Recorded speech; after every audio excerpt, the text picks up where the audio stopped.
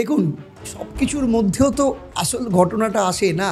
Actually কি বলুন তো, কিছুদিন ধরে যে ঘটনাটা ঘটছে না, অনেকটা সিনেমায় দেখা যায়। মানে কাল পর্যন্ত আপনার ঘরে যে পরিচারিকারা কাজ করলো, আজকে থেকে তারা রাতারাতি কোথাও গায়েব। কেউ বলছে আরে আমার বাড়ির ওই কাজের দিদি তো তার গ্রামের বাড়িতে গেছে। আচ্ছা বলুন তো, গ্রামের বাড়ি কোথায়? নদিয়া, মুর্শিদাবাদ, নাকি সীমানা পেরিয়ে সাতক্ষীরা? উত্তর ২৪ পরগনার বসিরহাট, স্বরূপনগর, হাকিমপুর, এই সব জায়গায় এখন যেন একটা পালানোর হিড়িক পড়ে গেছে, একটা পালানোর স্রোত তৈরি হয়েছে। ওনার নামটা ঠিক জানি না, ওনার মেয়ের নাম রহিমা, তো আমরা রহিমার মা বলে ডাকতাম। হঠাৎই চলে গেছেন, বলেছেন যে এরকম পরিস্থিতিতে আর কাজ করতে পারবে না। মাঝে মধ্যে খবর চললে টিভিতে জিজ্ঞাসা করতো কীরকম খবর, কী খবর হচ্ছে এইসব, তারপর হঠাৎই একদিন চলে গেল। যেহেতু ডিটেনশন ক্যাম্পে যেতে চান না, তাই জন্য ওনারা চেষ্টা করছেন যেন এখান থেকে চলে যাওয়া যায়, বাংলাদেশে আবার ফিরে যাওয়া যায়। SIR ঘোষণার পর স্যারের নাম করে হঠাৎ করে এরা উদা হয়ে গেল। এটা কি কাকতালীয় না পরিকল্পিত?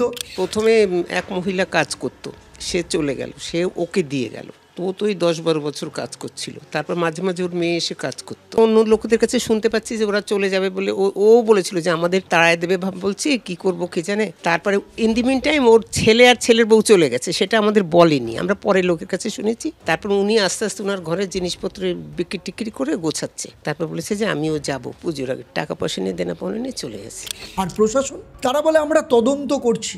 মানে যতদিন তদন্ত চলবে ততদিন সবাই নিঃশব্দে সীমানা পেরিয়ে যাবে। আবার এদিকে কি খবর এসছে দেখুন, ৪৫ জন ধরা পড়েছে স্বরূপনগরে সীমান্ত পার হওয়ার সময়। তাদের কারোর কাছে আধার, কারোর কাছে রেশন কার্ড, কারোর কাছে ভোটার আই কার্ড। তাহলে এখন প্রশ্নটা হলো দাঁড়ালো যে এই কার্ডগুলো কারা করে দিল? ভূতের অফিসে নাকি ভোট বাক্সের আশীর্বাদে? স্পেশাল ইন্টেন্সিভ রিভিশন SIR ঘোষণার পর রাতারাতি নিখোঁজ হওয়া মানুষগুলো যেন এক প্রকার রহস্যময় এক্সোডাস যেন শুরু হয়ে গেছে। কেন? তার কারণ তাদের ফাইল, তাদের পরিচয়, তাদের অস্তিত্ব সবই যে কাগজের ধোঁয়া। আচ্ছা, এরা যদি সত্যি ভারতীয় হতো তাহলে পালাবে কেন? তারা তো পুলিশের দরজায় গিয়ে বলতেই পারতো আমরা আছি, আমরা বৈধ। কিন্তু না, সবাই হঠাৎ অন্ধকারে মিশে গেল। এটা কোনো সাধারণ ভয় নয়, এটা ভোট ব্যবস্থার একটা ভূত। যারা এতদিন ছিল ভোটের অমৃত কুম্ভ, এখন তারা প্রশাসনের কাছে অভিশাপ হয়ে দাঁড়িয়েছে। আর মজার ব্যাপার কি জানেন, এরা যত তাড়াতাড়ি পালাচ্ছে তার থেকেও দ্রুত রাজনীতিকরা কিরকম একটা চুপ মেরে যাচ্ছে। আগে যারা বলতো মানবতার কথা ভাবুন, এখন তারা বলছে আমরা তো কিছু জানি না। এই যে না জানার রাজনীতি, বাংলায় এখন নতুন জানার জায়গা তৈরি হয়েছে, একটা নতুন জনরা তৈরি হয়েছে।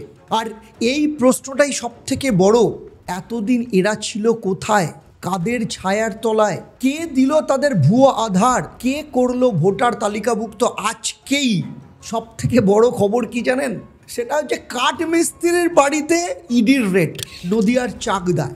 ভাবুন, তার বাড়ি থেকে ভুয়ো আধার কার্ড, ভুয়ো পাসপোর্ট, ভুয়ো রেশন কার্ড সমস্ত কিছু পাওয়া গেছে। আপনি ভাবুন, কাঠ মিস্ত্রির বাড়ি, কাঠ মিস্ত্রি, তার স্টেটাস কোন জায়গায় পৌঁছে গেছে যে ইডি তার বাড়িতে রেড করছে। মাটির বাড়ি, টিনের ছাউনি। এখন ব্যাপারটা হচ্ছে কে দিল সরকারি প্রকল্পের এই সুবিধে? এই সব মানবতার মুখোশ পরে বসা লোকগুলো আসলে এক একজন রাজনৈতিক দালাল। তাদের ব্যবসা হলো সহানুভূতির খোলসে ভোট কেনা বেচা, একটা ভোটের নামে দেশকে বিক্রি করা। এটা খুব ইম্পর্টেন্ট, আমি আবার বলছি, একটা ভোটের নামে দেশকে বিক্রি করে দেওয়া, একটা রেশনের দামে সীমান্ত খুলে দেওয়া। যখন সীমান্ত থেকে ধরা পড়ছে বাংলাদেশিরা, তখন এই দালালরা মঞ্চে উঠে বলছে সবই গুজব, সবই ভ্রান্ত খবর। আচ্ছা ভাই, এই গুজবের তো প্রমাণ লাগে, তাই না? ৪৫ জন ধরা পড়েছে, সেটাও কি গুজব? এটাই কি সেই সোকল্ড সেকুলারিজম যেটা শুনে কানের একদম ফুটো ভরে গেছে? যেখানে নিজের ধর্মে লজ্জা কিন্তু অপরের ধর্মে গর্ববোধ করা, যেখানে নাগরিকত্ব মানে ভোটার আইডি, দেশপ্রেম নয়। বছরের পর বছর বাংলায় এই ধর্মনিরপেক্ষ নাটক চলছে যে প্রতি নির্বাচনে বলা হয়েছে মানবতা বাঁচাও, সহানুভূতি দাও, কিন্তু এখন দেখা যাচ্ছে মানবতার নামে সীমান্ত পেরিয়ে হাজার লোক, আর সেই সহানুভূতির দাম দিতে হচ্ছে বাংলার সাধারণ মানুষকে, বাংলার তথা ভারতবর্ষের জেনুইন ভোটারকে, জেনুইন নাগরিককে। কিন্তু বিপদ তো আছে। এই বিপদ হলো এইটা নিয়ে যখনই প্রশ্ন করবেন আপনি হয়ে যাবেন অসহিষ্ণু। মানে দেশপ্রেম এখন অপরাধ, আর দেশের লুট হচ্ছে মানবতা। ইয়া দেবী সর্বভূতেষু মাতৃরূপেণা সংস্থিতা নমস্তস্যৈ নমস্তস্যৈ নমস্তস্যৈ নমো নমঃ। ইয়া দেবী সর্বভূতেষু শক্তিরূপেণা সংস্থিতা নমস্তস্যৈ নমস্তস্যৈ নমস্তস্যৈ নমো নমঃ। আমি আমার তরফ থেকে, সত্যবচনের তরফ থেকে ইন্ডিয়ান ওমেন ক্রিকেট টিমকে অনেক অনেক শুভেচ্ছা। তাদের শক্তির রূপ মাতৃরূপকে আমরা নমস্কার জানাই, এবং খেলার মধ্য দিয়ে যেভাবে আমাদেরকে নারী শক্তির জাগরণ কালকে আমরা দেখলাম, সত্যি আমরা অভিভূত, ভারতবাসী হিসেবে গর্বিত, এবং আশা করব আগামী দিনে আরও আরও আরও আরও অনেক বড়।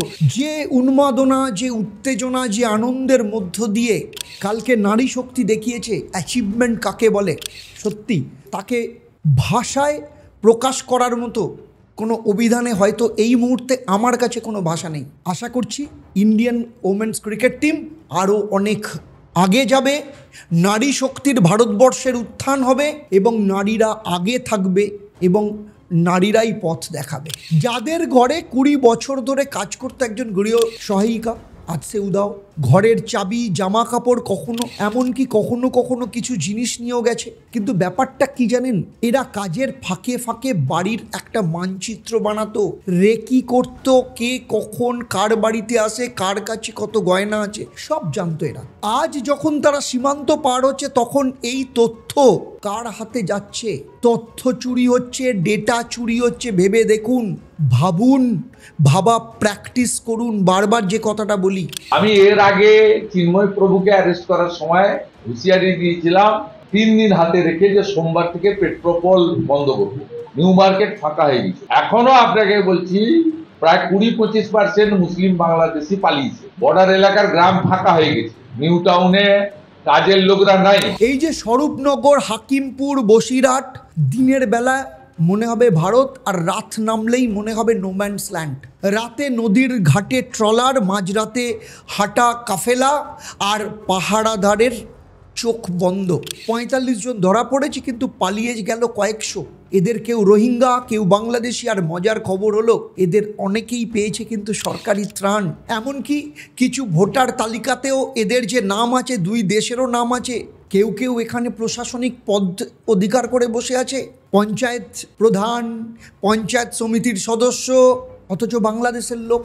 এরা যখন যাচ্ছিল তখন একটাও মানবাধিকারের স্লোগান কিন্তু শোনা গেল না, কারণ ভোট বাক্সে ঢুকলে তারা দরিদ্র প্রতিবেশী, কিন্তু সীমান্তে ধরা পড়ে গেলে তারা যে অস্তিত্বহীন। বাংলায় এই যে রাজনীতি খেলা এখন একটা নতুন ধাঁচের সার্কাস। এখানে ভোট ব্যাংক মানে একটা প্রজেক্ট, আর ধর্ম নিরপেক্ষতা মানে ইন্স্যুরেন্স। প্রতি নির্বাচনে দরিদ্রতার নামে মুসলিমদের সহানুভূতির যে ব্যবসা, কিন্তু সেই ব্যবসা লভ্যাংশ যায় নেতার পকেটে, এবং সেই নেতা যারা উচ্চ বংশীয় মুসলিম, যারা এই কথাটা বললাম উচ্চ বংশীয় মুসলিম, আমার চ্যানেলেই রয়েছে, আপনারা আরেকবার সার্চ করে দেখে নেবেন। আমি সেরকম হলে ডেসক্রিপশনে লিঙ্ক দিয়ে দেবো। সেটা হচ্ছে মুসলিমদের মধ্যে কাস্ট সিস্টেম আছে হিন্দুদের থেকেও বেশি। কিন্তু এই যে কাস্ট সিস্টেম মানে হিন্দুদের চাপিয়ে দেওয়া হয়, আর মুসলিম কাস্ট সিস্টেমের নামে চোখে পট্টি বেঁধে রাখা হয়, কিন্তু এতে ক্ষতিগ্রস্ত কারা হয় জানেন? হিন্দু সাধারণ মানুষ, তাদের নিরাপত্তার অভাব। এখন কেউ কেউ বলছে আমরা জানতাম না। না, আপনারা সব জানতেন। আপনার গৃহ সহায়িকা যখন পাসপোর্ট ছাড়া ঘুরতো তখনও জানতেন। আপনার পাড়ায় নতুন লোকেরা হঠাৎ যখন ভিড় করলো তখনও জানতেন, কিন্তু মুখ খোলেননি, কারণ তখন ভালো মানুষ হিসেবে ভোট চাইতে হবে যে, তাই না? আর এখন আসল মুখোশ উন্মোচনের সময়। দেশপ্রেম গালাগালির সমান হয়ে গেছে, আর দেশ বিক্রি এখন রাজনীতির নীতি হয়ে গেছে। যারা ভারতীয় হয়ে ভারতের বিরুদ্ধে অবস্থান নিয়েছে তাদের জন্য সহানুভূতি আছে, যারা দেশপ্রেমের কথা বলছে তাদের জন্য মামলা রয়েছে। কিন্তু মনে রাখবেন, ধর্মনিরপেক্ষতা মানে কিন্তু নিজস্ব ধর্মকে অপমান করা নয়, আর মানবতার মানে কিন্তু সীমান্তকে বিক্রি নয়। এই যে হঠাৎ করে একের পর এক লোক উদাও হয়ে গেল, এটা কিন্তু কোনো গল্প নয়, এটা একটা সতর্ক বার্তা।